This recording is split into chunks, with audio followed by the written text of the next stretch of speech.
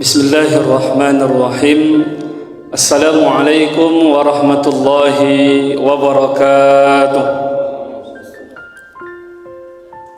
Alhamdulillah hamdan katsiran tayyiban mubarakan fih kama yuhibbu rabbuna wa yarda. Allahumma salli ala sayyidina Muhammad wa ala alihi wa ashabihi ajma'in. Allahumma faqqihna fid din wa 'allimna at-ta'wil. Allahumma arzuqna 'ilman nafi'an. Allahumma arzuqna futuhal 'arifin. Para hadirin jemaah salat zuhur Masjid Raya Ar-Rahman Kota Pekanbaru yang dimuliakan oleh Allah Subhanahu wa taala. Pada siang hari ini menjelang iqamah, kita coba membacakan kitab dari ulama kita, itu kitab hadis. Kitab hadis ini diberi nama oleh pengarangnya Al-Adabul Mufrad.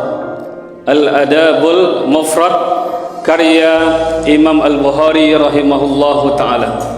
Imam Bukhari memiliki nama panjang Abu Abdullah Muhammad ibn Ismail ibn Ibrahim Ibn Al-Mughirah Ibn Al-Bardisbah Maulahu Al-Ju'fi Al-Bukhari. Beliau Imam Bukhari sering kita dengar di kitab-kitab hadis, hadis riwayat Bukhari, hadis riwayat Bukhari dan Muslim. Beliau adalah ulama besar dalam ilmu hadis, memiliki kitab Sahih Bukhari, namun juga memiliki kitab yang lain, kitab hadis yang khusus berbicara tentang adab dan akhlak, namanya Al-Adabul Mufrad. Kita bacakan satu hadis pada siang hari ini.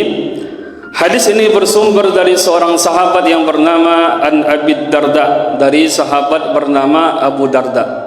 Abu Darda ini di dalam kitab-kitab terjemah, dalam kitab-kitab biografi, termasuk sahabat minal masakin dan ahlus sufa, sahabat yang tergolong miskin, ekonominya rendah, dan termasuk ahlus sufa. Ahlus sufa itu adalah sahabat yang tidak memiliki rumah, tidak memiliki keluarga, dan tinggal di dalam Masjid Nabawi. Biasanya kalau sahabat-sahabat seperti Abu Darda bertanya kepada Rasulullah, "Ya Rasulullah, amalan apakah yang paling utama di dalam Islam?" Tidak mungkin Rasulullah menjawab dengan harta, sebab yang bertanya adalah sahabat yang miskin. Jadi begitulah nur ala nur, cahaya intuisi Rasulullah, mengerti dengan psikologis kondisi siapa yang bertanya. Kalau yang bertanya orang miskin, maka biasanya Rasulullah suruh banyak-banyak berzikir, beribadah. Tapi kalau yang bertanya adalah orang-orang yang kuat, orang-orang yang kaya, maka sesuai pula dengan kemampuannya masing-masing. Jadi begitulah Rasulullah lebih mendalami, lebih dalam mengetahui kondisi dari sahabat-sahabatnya. Di dalam hadis ini Rasulullah, Abu Darda berkata, "Ausani Rasulullah sallallahu alaihi wasallam." Rasulullah berwasiat kepada saya bitis'in, dengan 9 perkara. Yang pertama, la tusyrik billahi say'an wa in qutti'ta au hurwiqta. Wasiat pertama Rasulullah, wahai Abu Darda, dan ini juga wasiat untuk kita, jangan engkau sekali-kali melakukan dosa syirik, menyekutukan Allah, mencari-cari tandingan bagi Allah Subhanahu wa taala, meskipun kamu diancam dibunuh. Qutti'ta ini lebih kepada dimutilasi, dipotong-potong. Tadi ancam dibunuh, tapi dengan syarat kamu harus syirik atau murtad, maka kata Rasulullah jangan sekali-kali melakukan itu. Au hurwikta, atau kamu juga diancam dibunuh, maka dibakar, maka jangan sekali-kali meninggalkan agama Islam. Kenapa Rasulullah berkata seperti ini? Sebab di zaman-zaman sebelum Rasulullah sudah ada cerita di dalam Al-Quran tentang akidah-akidah umat yang sangat kuat dan kokoh. Dalam surat Al-Burud ya, Kutila ba'da a'udzubillahi minasyaitonir rajim, kutila ashabul ukhdud. Terlaknatlah orang-orang yang membunuh yang disebut dengan Ashabul Ukhdud. Bagaimana ceritanya Ashabul Ukhdud ini? Ashabul Ukhdud ini cerita singkatnya adalah seorang raja memiliki penasihat tukang sihir. Oleh karena itu kita harus berusaha mencari pemimpin yang dekat dengan orang-orang baik, dengan ulama, yang mewarnai bukan diwarnai, yang mempengaruhi bukan dipengaruhi, sehingga bisa saja orang-orang di sekelilingnya adalah orang-orang yang jahat, pemimpinnya baik, maka pemimpinnya ikut juga jahat. Oleh karena itu orang-orang sebelah kanan, sebelah kiri dari pemimpin kita juga kita doakan adalah orang-orang yang terbaik. Jadi jangan sampai terjadi pada kisah Ashabul Ukhdud, seorang raja memiliki penasihat tukang sihir. Tukang sihir ini ingin meneruskan ilmu sihirnya, namun tidak ada yang mau dan dipaksalah.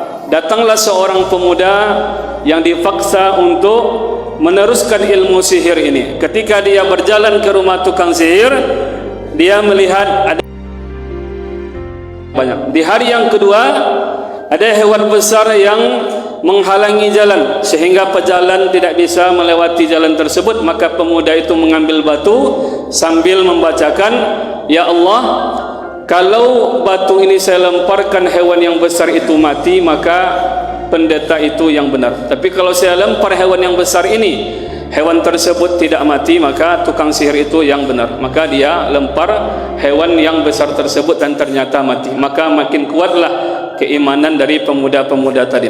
Tidak sampai di situ saja, raja tadi mengirimkan pasukan-pasukan untuk membunuh orang yang karena tidak mau meneruskan ilmu sihir. Maka kebanyakan mereka ada yang dibawa ke atas gunung untuk dilemparkan dari atas gunung, namun Allah selamatkan. Ada yang dibawa ke tengah laut, namun juga Allah selamatkan. Barulah mereka disiapkan sebuah parit yang sangat besar. Di situlah mereka dibakar.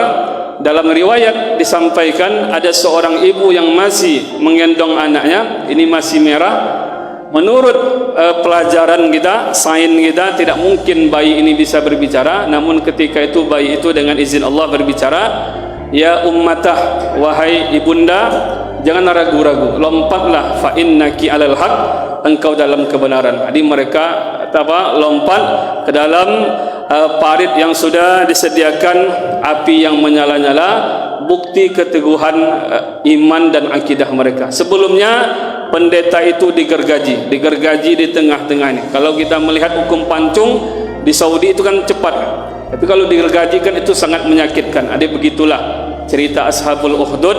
Mereka sangat kokoh keimanan mereka, akidah mereka untuk bertauhid dan tidak melakukan kesyirikan kepada Allah Subhanahu wa taala. Yang menjadi tugas kita, anak-anak kita, generasi-generasi kita, jangan sampai anak-anak kita setelah kita hidup ini belum ada jaminan mereka Islam atau tidaknya. Maka kita jaga akidah mereka, akhlak mereka. Jangan sampai mereka secara tidak langsung sudah mengikuti tradisi-tradisi, gaya, pemikiran-pemikiran dari orang-orang di luar Islam. Maka itu kewajiban kita. Kita bersyukur masih Islam, tapi kita masih takut. Apakah anak-anak kita masih solat seperti kita, puasa nanti seperti kita? Itu belum ada jaminan. Oleh karena itu, akidah, tauhid itu memang harus dikuatkan. Yang kedua, Rasulullah berwasiat, "La tatrukanna as-salatal maktubata muta'ammidan wa man tarakaha muta'ammidan bari'at minhu zimmah." Kata Rasulullah kepada Abu Darda, jangan sekali-kali engkau meninggalkan salat secara sengaja. Kalau kalian tinggalkan salat secara sengaja, kata Rasulullah, maka jaminan kebahagiaan dunia dan akhirat itu sudah terlepas. Ternyata yang membuat kita bahagia itu bukan harta kita. Banyak orang yang hartanya banyak semakin panik, diintai oleh KPK dan sebagainya. Banyak orang yang pangkatnya tinggi juga tidak nyaman. Namun yang membuat kita nyaman itu bahagia adalah solat kita. Jadi Bilal disuruh oleh Rasulullah, "Arihna bis shalah ya Bilal." Wahai Bilal, hiburkan atau berikan kami hiburan dengan solat. Maka solat itu mendatangkan kenyamanan, kebahagiaan di dalam hati kita. Ada 3 orang atau 3 klasifikasi orang-orang yang tidak salat. Yang pertama, Ada orang yang tidak solat karena meyakini solat itu tidak wajib, maka dia langsung ittifaq ulama kafir. Jadi kalau ada orang nanti, kamu kenapa tidak solat? Dia jawab, saya meyakini solat itu tidak wajib. Walaupun dia berkata solat zuhur tadi hukumnya sunat, maka kalaupun dia mengatakan hukumnya sunat, maka itu sudah kafir. Karena hukum wajib atau fardunya solat fardu tersebut minal ma'lum fid din bid darurah, itu sudah viral. Dari kecil kita sudah diajarkan, semua umat Islam sudah mengetahui solat 5 waktu itu hukumnya wajib. Jadi kalau ada orang berkata seperti tadi, kafir, dia harus dia bersyahadat terlebih dahulu. Yang kedua, ada orang yang tidak solat tapi karena maksiatnya, karena malas saja, maka dia tidak sampai kepada kekafiran, tapi dia disebut dengan minal fasikin, dari orang-orang yang fasik.